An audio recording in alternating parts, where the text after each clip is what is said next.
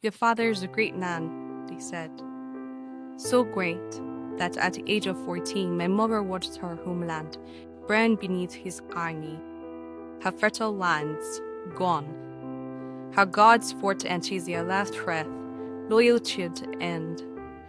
But my mother was taken, docked away for days, alone with her grief, until her remaining king arrived, not with rescue but with names.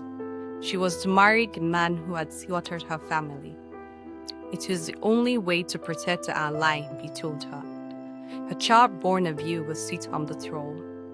And so, my mother walked down the marriage altar. When I was born, all died, because I was a girl. No one heeds their disappointment, especially my father. I was raised with precision, not affection. Excellence was demanded. Warmth was denied.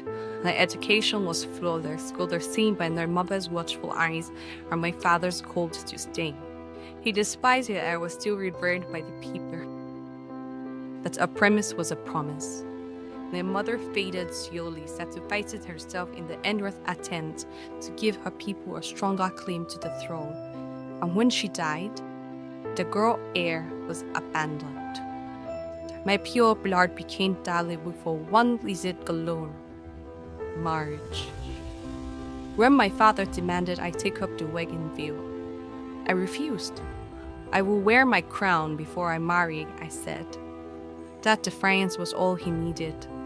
He took the matter to the elders. Together they turned against me. I was stripped of my title, sent away from my home, chased into exile, with nothing but the clothes on my back and the two loyal handmaidens who refused to leave my side. Because the desert, sandstorms tore at our bodies. I lost one handmaiden along the way. Her life craned, but the journey did not break me. Revenge kept me standing. Then he saved me.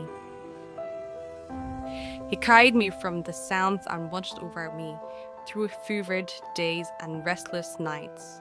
When I woke up, he was there, tending to me. He had once visited my father's court. He loved me quietly from afar. While I saw him, my heart felt nothing.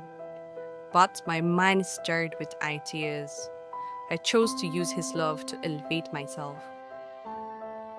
He was radiant with joy when I opened my eyes. After a brief council meeting, he announced his intention to marry me. And so we did. To my surprise, happiness followed. I found not just a crown, but a compassionate partner. I was respected by my people, cherished by my husband.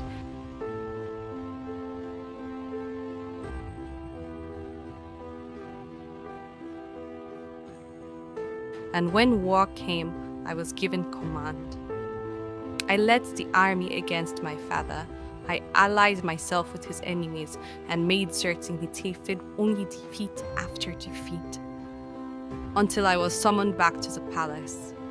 Like my mother before noon, I bore only daughters.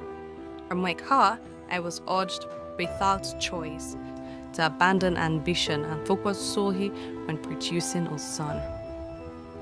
My revenge was forced into silence. Years passed, but the fire in me never died. When my husband announced our son as heir, my heart broke. My daughters were set aside, history repeating itself through me. Then the letter came. My father was dead, and so was my chance to look into his eyes and claim my vengeance. Rage consumed me. As I walked from the throne room that day, I swore I would not abandon my daughters as others had abandoned me. I would not let them suffer for the crime of being women. I made my choice. Walking away was the hardest thing I have ever done. I knew my husband waited for me till his dying breath. But the army had to move while the king still had breath. My army. We rode out by the thousands. I led them back to the land I once called home. Its defenses were weak. My brother, raised like all boys fed crowns, was unprepared. In one day, 2 kings fell, and I remained standing. but power does not guarantee wisdom. My son descended into madness, unable to rule 3 great kingdoms united under him.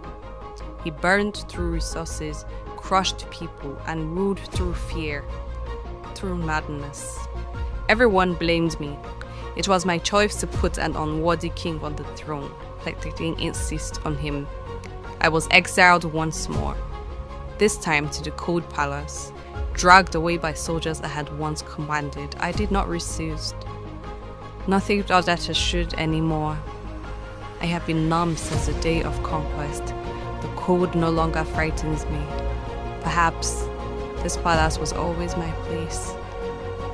Perhaps power was never meant to save me, only to shape me. And this is where my story ends. Let history remember that I stood, even when the world tried to break me.